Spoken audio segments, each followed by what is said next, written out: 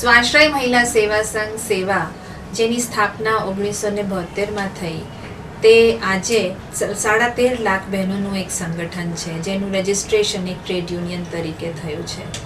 આ સંગઠનના અંદર લગભગ આપણે જોઈએ તો ગ્રામીણ અને શહેરી બહેનો લગભગ 4 કેટેગરીઝમાંથી આવે છે. તેમાં ઘર ખાતા કામદાર હોય, શ્રમ કરનારા હોય, વેચનારા હોય અથવા તો પોતાની સેવાઓ આપતા બહેનો છે.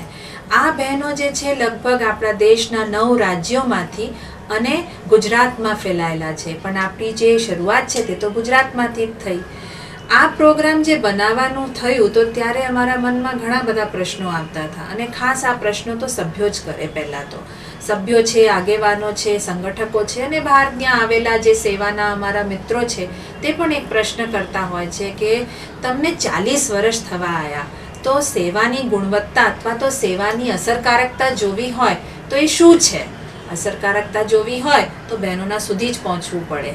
એટલે અમને થયું કે અમે આ અસરકારકતા જોઈએ એના કરતાં અમે બહારના કોકના પાસેથી આ અસરકારકતા જોઈએ અને એના માટે 4 કુટુંબોની પસંદગી કરી જેમાં અમને 3 પેઢી જોવા મળતી હતી.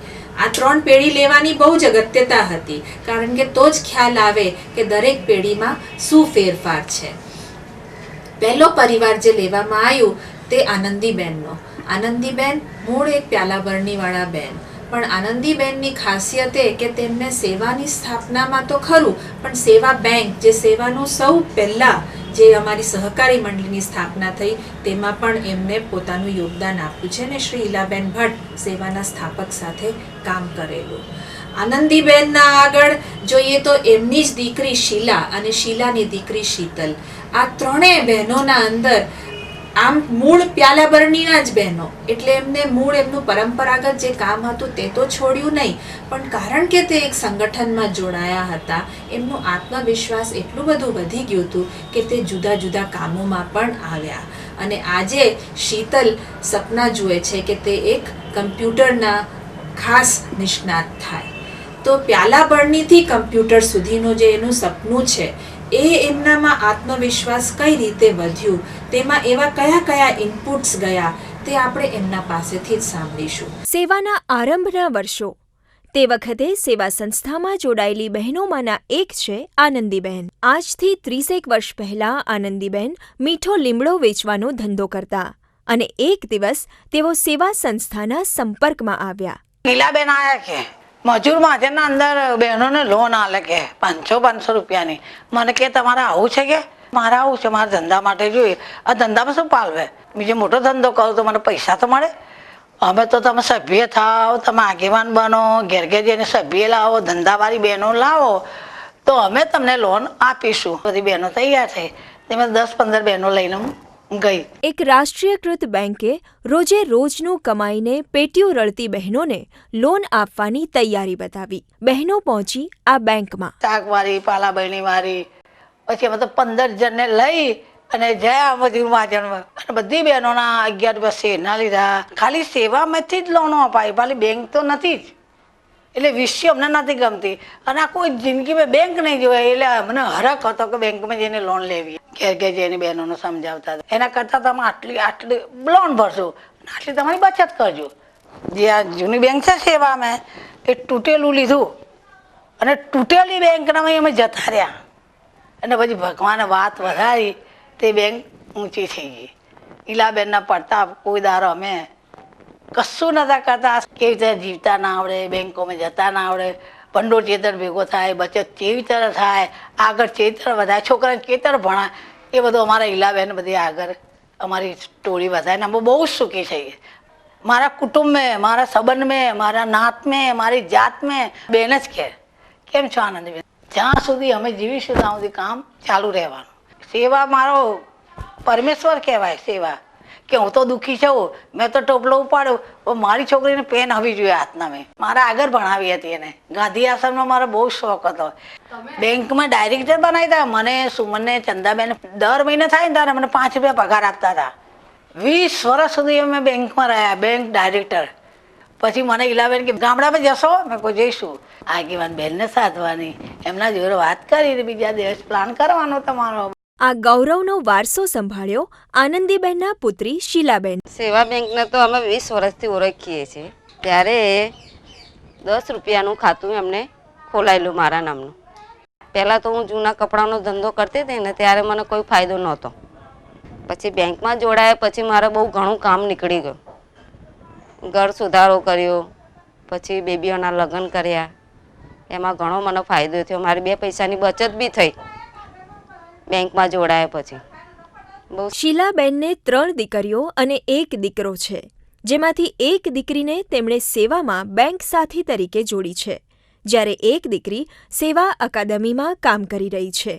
પેઢીઓ બદલાતી રહી, પરંતુ સેવાનો વારસો અકબંધ રહ્યો.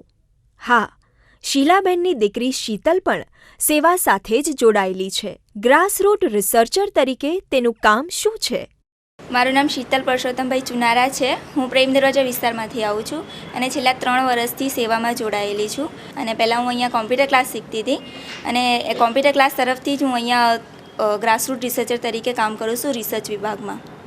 અમારી આ 3જી પેઢી છે સેવાની અંદર, એટલે મમ્મી ને પપ્પા બધા કહે છે કે તમે સેવામાં જ કામ કરો અને સેવામાં અમારી સેફ્ટી સારી છે, એટલે અમને અહીંયા સેવામાં જ ગમે છે.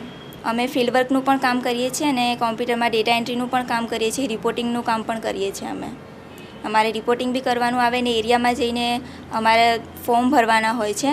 એમાંથી સૌ પહેલાં નામ, ઉંમર, કેટલું ભણેલા છે, એમના ઘરમાં કેટલા વ્યક્તિ રહે છે, શું કામ કરે છે, એમાં કામમાં એમની કેટલી આવક છે, એમને દિવસની કેટલી આવક છે, મહિનાની કેટલી આવક છે, વર્ષની કેટલી આવક છે, એમના ઘરમાં જાવક કેટલી છે, આવક કેટલી છે, ઘરમાં કેટલા વ્યક્તિ કામ કરે છે.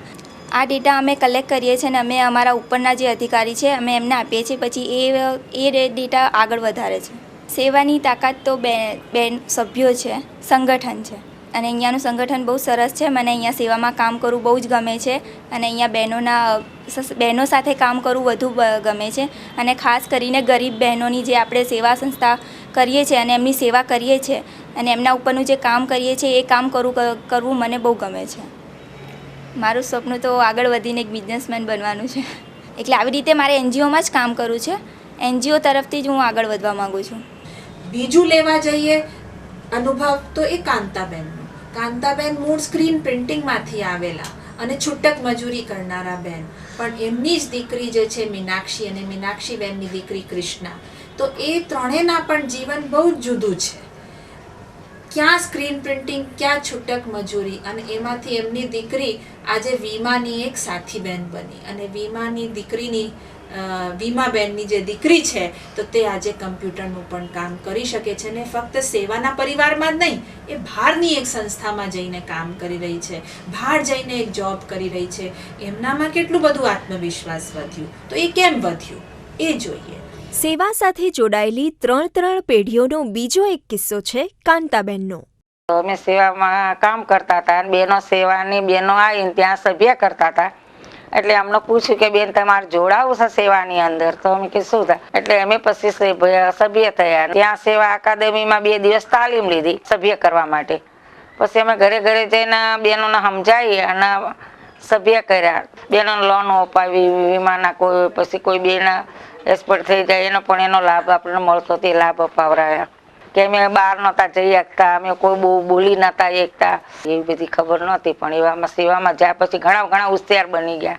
અમે ગરીબાઈમાંથી થોડી અમે સ્થિતિ બહાર આવ્યા કહેવાય. પછી અમે સેવામાંથી અમને કામ કરતા એટલે અમને હક માટે કે અમને હક કાંક મળવો જોઈએ, કે ફોન વીમો ભલે આપણે કામ કરીએ પણ અમને હક દાવો કોઈ નહોતો મળતો. એટલે અમારી બહેનો કહે કે આપણે તો હક દાવો મળવો જોઈએ, આપણે એના માટે લડત લડવી જોઈએ. એટલે મેં બોર્ડ તૈયાર કર્યા. તો કેસ આપણે દિલ્હી જવું પડે, કે ચાલો દિલ્હી જાય. તો નરસિંહરાવ હતા. પહેલા દિવસે ગયા એટલે અમને તો ગિરફ્તાર કરી લીધા. ગિરફ્તાર કર્યા પછી 2 કલાક બેન આયા, મંજુલાબેન કરી, પછી અમને લઈ ગયા એમને ત્યાં. પછી ઇન્દિરા રાષ્ટ્રીય મહિલામાં ઉતર્યા. મારી છોકરી પણ અમારી 3જી પેઢી પણ સેવામાં જોડાયેલા છે. અમે એમ કે અમને તો જો એમને હોશિયાર, એમની છોકરીઓ પણ હોશિયાર થઈ, છોકરીઓ પણ નોકરી કરે, એમને પણ નોકરી કરે. આ છે કાંતાબેનની બીજી પેઢી, એટલે કે તેમના દીકરી મીનાક્ષીબેન. પહેલા જ્યારે કડિયા કામ કરતી હતી ત્યારે મારી મમ્મી સેવા સાથે જોડાયેલા હતા. ત્યાર પછી હું એમની સાથે જોડાઈ કે સેવા સંસ્થા નામની એક સંસ્થા છે અને એમાં ફક્ત બહેનોનું જ કામ થાય છે. પહેલાં તો વીમો સેવાની અંદર શરૂમાં અમે એક બેનને 16,000નો ક્લેમ અપાયો હતો. એ ક્લેમ આપવાથી અમારા વિસ્તારની અંદર બહુ જ જાગૃતિ આવી અને વીમાની માહિતીની સમજણ પડી અને હવે હું 100 બહેનોના વીમા ઘરે અનિભાબેનને નુસાબેનને આપતી હતી. પછી એમાંથી એમણે મને સિલેક્ટ કરી અને હું અત્યારે વીમા તરીકે આગેવાન તરીકેનું કામ કરું છું. તો એમાં અમને માર્કેટિંગની પહેલી તાલીમ તો આપી કે વીમો કેવી રીતે લેવો જોઈએ અને કેવી રીતે બેનને સમજાવવું જોઈએ, વિસ્તારમાં મિટિંગ કેવી રીતે કરવી, અને એ તાલીમથી મારા જીવનની અંદર બહુ જ બદલાવ આવ્યો કે હું પણ ક્યાંક આગળ વધું. આટલી તો વધી છું પણ હજી પણ આગળ ક્યાંક જવું કે અમેરિકા જેવા કે સ્વિટ્ઝરલેન્ડ જેવા ત્યાં વિશ્વ બેંકની અંદર ઊભી રહીને હું મારી ઓળખ આપું અને વીમાની માહિતી આપું અથવા તો બેંકની માહિતી આપું કે વિડીયોની અકાદમીની કોઈ પણની હું માહિતી આપું, એવી મારું સપનું છે. ચાલીની અંદર મારો પગ પડે ને તો નાના નાના છોકરાઓ અને બહેનો મને એમ કે વીમાવાળી બહેન આવી. મારી એવી વિસ્તારની અંદર મારી પોતાની ઓળખ છે. એ પણ ક્યારે કે હું સેવામાં જોડાઈને તારે મારી ઓળખ ઊભી થઈ. ઉગતી પેઢીનો તો સંદેશો એવો જ છે કે જેવી રીતે ટેકનોલોજીની દુનિયામાં હું મારા બહેનનો જ દાખલો આપું, અરુણાબેનનો. એ અમે કેવી પરિસ્થિતિમાંથી બહાર નીકળ્યા હતા અને મારા બેન આવ્યા તો આજે વિડીયોની અંદર પ્રભાવશાળી વ્યક્તિ તરીકે એનું નામ છે. જ્યારે એ બેન મારી સ્વિટ્ઝરલેન્ડ ગઈ ત્યારે અમારે સમાજની અંદર એક એનું નામ હતું. તો દુનિયાની સાથે કદમથી કદમ મિલાઈને આપણી બહેનોએ ચાલવું જોઈએ. સેવામાં આવી કોમ્પ્યુટર ક્લાસને જોઈન કર્યા. એમાં મને ઘણું બધું શીખવા મળ્યું. એમાં મને MS ઓફિસ શીખવા મળ્યું. એના સાથે સાથે ભણવાની પ્રેરણા મળી કે ભણવું કેટલું જરૂરી છે જીવનમાં. પછી સેવામાં આવી તો મને કોમ્પ્યુટર ક્લાસમાં MS ઓફિસ શીખવા મળ્યું, ટેલી શીખવા મળ્યું. એના સાથે સાથે મને ઇંગ્લિશ સ્પીકિંગ પણ શીખવા મળ્યું કે જે મને ઇંગ્લિશ કશું જ નહોતું આવડતું, પણ એના સાથે ઇંગ્લિશ શીખ્યા પછી મને ઘણું બધું આવડ્યું અને કોઈકની સાથે કેવી રીતના વાત કરવી જોઈએ એ પણ વધારે શીખવા મળ્યું. બધા તો છોકરાઓ થઈને મમ્મી પપ્પાની મદદ કરતા હોય છે, પણ હું છોકરી થઈને મારા મમ્મી પપ્પાની હેલ્પ કરી શકું છું, એનો મને ખૂબ જ ગર્વ છે. હવે તો નોકરી જાય છે, પછી ભણે છે, પ્લસ કે ઘરમાં ભાઈ બહેનોને પણ શીખવાડે છે. જે લોકોને ના આવડતું હોય એ લોકોને ક્યાંય જવામાં પ્રોબ્લેમ થાય તો એ લોકોની સાથે જાય છે, ઘરમાં બધા જ કામમાં મદદ કરે છે. સેવા સંસ્થા એક એવી સંસ્થા છે કે જ્યાં ખાલી મહિલાઓ કામ કરે છે. એ સેવામાં બહુ સૌથી સારી વાત છે, જેથી બહેનો સાથે બહેનો કામ કરે તો એને કંઈ ગભરાહટ ના થાય અને ઘરમાંથી પણ આવવા દે. પ્લસ કે સેવા ઘણું બધું કામ કરે છે. ઘણી બધી બહેનો એમાં કામ કરે છે ને પોતાના ઘરમાં રોજગારી મેળવે છે. માતા પિતાને તો ખાસ કહેવા માંગુ છું કે એકલા છોકરાઓને ના ભણાવો, છોકરીઓને પણ ભણાવો, જેથી કરીને એ પણ પોતાના ભવિષ્યમાં પોતાના પગભર થઈ શકે, એ કોઈના પર નિર્ભર ના રહે. અને એને એવા કોર્સીસ કરાવો જેથી કોઈ પણ જગ્યાએ જાય તો પોતાનું ટેકનોલોજીકલ જ્ઞાન એના પાસે હશે તો એ ક્યાંયથી પાછા નહીં આવે અને એને આગળ વધવાનું પ્રોત્સાહન આપો. તો મારા દાદીએ અમારી સંસ્કૃતિ અમને શીખવાડી છે. અમારા ઘરમાં સંયુક્ત રીતે કેવી રીતે રહેવું જોઈએ એ શીખવાડ્યું છે. દાદીએ એ પણ કહ્યું છે કે જો આપણે બહાર રહીએ એના કરતાં જો સેવામાં જોડાઈએ તો આપણો આત્મવિશ્વાસ વધે. પછી આરોગ્યની એવી તાલીમો પણ સેવા આપે છે જેથી આપણને આરોગ્ય વિશેનું જ્ઞાન પણ આવે અને સેવામાં જઈએ એટલે આપણને કંઈ પણ પ્રકારની મુશ્કેલી હોય તો એનું નિવારણ આવે. ત્રીજી વાર્તા જોઈએ તો તે છે અમારી જાહેદાબેનની. જાહેદાબેનની પણ વાર્તા એટલા માટે અગત્યની છે કે સેવાની સહકારી મંડળી જે દરિયાપુર વિસ્તારમાં થઈ, ખાસ કરીને મુસ્લિમ બહેનોમાં થઈ, જ્યાં બહેનો બિલકુલ ઘરમાંથી બહાર નહોતા નીકળતા અને ચિંદીમાંથી ખોલો બનાવતા હતા, તેવા જાહેદાબેન આજે જાહેદાબેનની આફરીન છે તો તે તો ક્યાંની ક્યાં પહોંચવા માંગે છે. એમના તો સપના વળી પાયલટ થવાના પણ કરી રહ્યા છે. એટલે એ જ જાહેદાબેન જે ઘરમાંથી બહાર ના નીકળે તો એમની પૌત્રી આજે એ સપના જોતી થઈ તો ખરેખર સેવાની કંઈક અંશથી આપણને કોઈ એક પ્રગતિ દેખાઈ રહી છે. 3 પેઢીઓથી સેવા સાથે સંકળાયેલી બહેનોનો વધુ એક કિસ્સો જોઈએ. જાહેદાબેન પોતાનું ગુજરાન કેવી રીતે ચલાવતા હતા તે કપરા દિવસોની યાદ તેમણે તાજી કરી. हम सिलाई काम करते थे, ये अपने चिंदी लाते थे, मिलों में से चिंदी लाते थे. चिंदी बहुत ख़राब गंदी आती थी, बहनों की तबीयत नहीं ख़राब होती थी, बहुत गंदा माल होता था, ने साफ़ नहीं होता था. बेचारे साफ़ करते थे, सीते थे, कंबर भी दुखती थी, पाँव भी दुखते थे, रात को बैठते थे. दिन में लाइट तो वो टाइम पे थी नहीं, तो बहुत मेहनत तो बहुत करी. सिलाई वालों की बहनों की बहुत ही मेहनत है इसमें. तो पहले काम तो हमारे लोगों को तो अच्छा नहीं लगता था. अपने भाइयों के साथ व्यापारियों के साथ लड़ेंगे तो हमने लड़ाई करी, फिर केस करा, केस में जीत गए हम. फिर वो जीत गए, हमको देखे वहाँ केस करने आए थे कि अब तुमको माल नहीं मिलेगा, चलो जाओ बोले. अब तुमने तो हमारे साथ केस करा बोले, हाँ तो हमारे को अब दूसरा स्वतंत्र धंधा करना है। तो हम तो बहनों के साथ बहुत लड़े। दरियापुर में इलाज बहन आए ने, हमारे बहनों को सबको बताया भाई क्या है कि कितना सिलाई देते हैं तुमको। बहन हमारे को तो बहुत कम सिलाई थे कि हम तुम्हारी सिलाई बढ़ा दे। तो मैंने कहा बहुत अच्छा। मैंने कहा रात तक 3 बजे रात तक बातचीत होती थी, आते और बैठ के सब बोलते थे कि भाई तुम बढ़ा दो, तो फिर ये नहीं होएगा। तो ये लोग नाच बोलते थे। अब ऐसे वो लोगों में शक्ति आ गई है।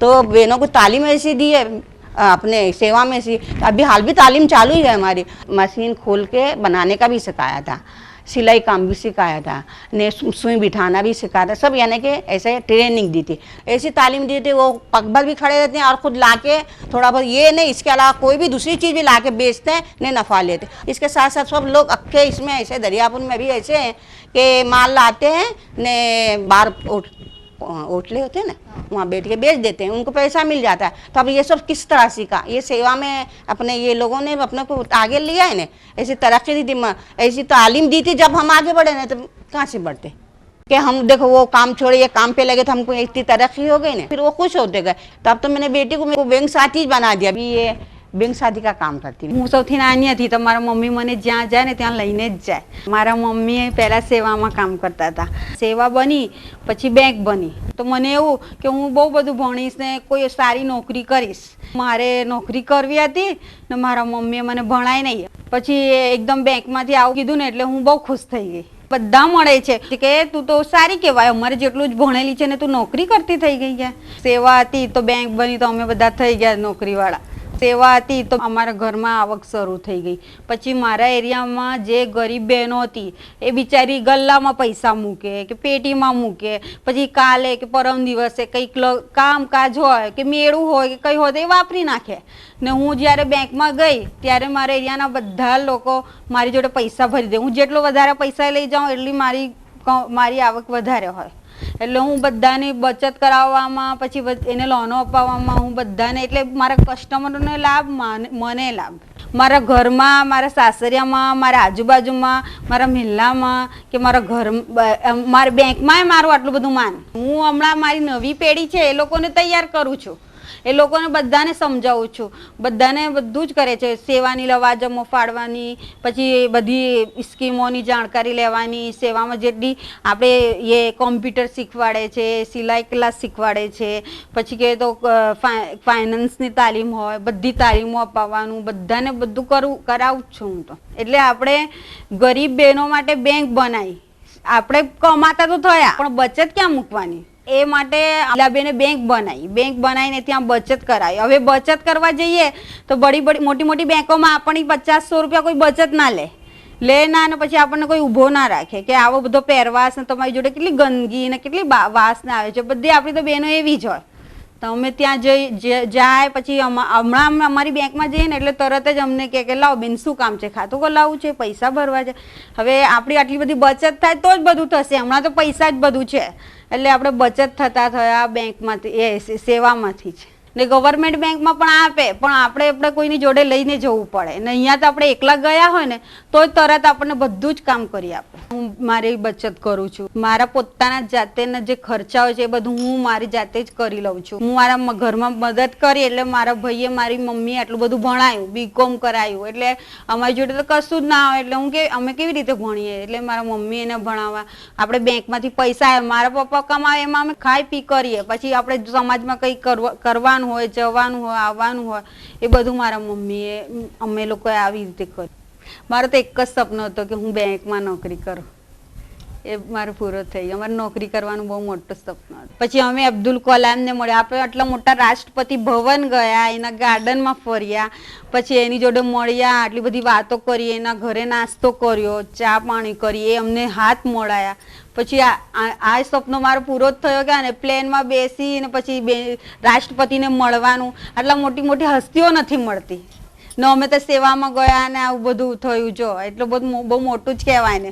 જાહિદાબેનની દોહિત્રી। वो अच्छा काम करते हैं बट मैं वैसा काम करना नहीं चाहती, क्योंकि मुझे वैसा काम मिलेगा तो करूँगी, बट मेरे को कंप्यूटर कुछ अच्छी जॉब करनी है, मुझे पायलट बनना है, शायद होगा। સેવાના અંદર ફક્ત શહેરી બહેનો નથી, ગ્રામીણ બહેનો પણ છે। તો સવિતાબેનનું કુટુંબ લઈ લઈએ।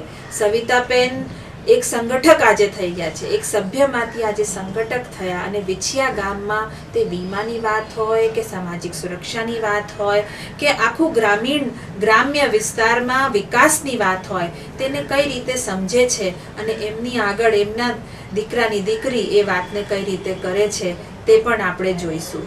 આ છે અમદાવાદ જિલ્લાના સાણંદ તાલુકાનું નાનું એવું વિછિયા ગામ. હું એક શ્રમજીવી બેન છું અને છેલ્લા 20 વર્ષથી સેવા સાથે જોડાયેલી છું.